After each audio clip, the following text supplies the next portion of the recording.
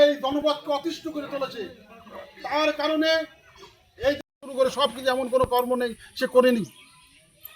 এই নদীটা আজ থেকে 100 বছর আগের জমি। আলম জর্দান মেটন, পিতা শাহ আলম জর্দান মেটন। আমার জমিটা 2 নামের জমি, ও আমার কাছে নিয়ে গেছে 1 নামে করে দেবে বলে। তারপরে যে কি করেছে কি করতেছে এটা আমার বেচার কোনো কথা নেই, এর ভিতর কোনো বেচার কোনো উল্লেখ নেই। কিন্তু ও কিভাবে বেচা কিনা করলো, আর সে আমার কোনো টাকা পয়সাও দেয়নি। কয় শতক জমি? 5 শতক জমি ঝিনেদা শহরে, আরাবপুর একেবারে স্থানে। আরাবপুর স্থান থেকে 5 শতক জমি সে বিক্রি করে দিতেছে।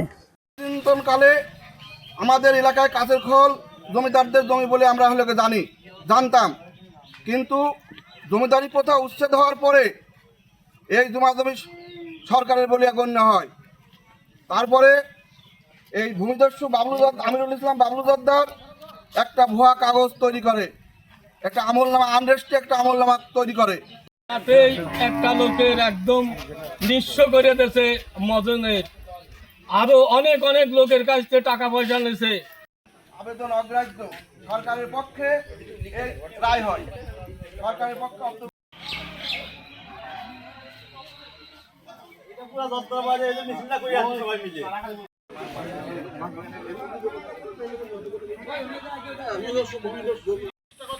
এবং এই জমি দখল করার পায়তারা করতেছে।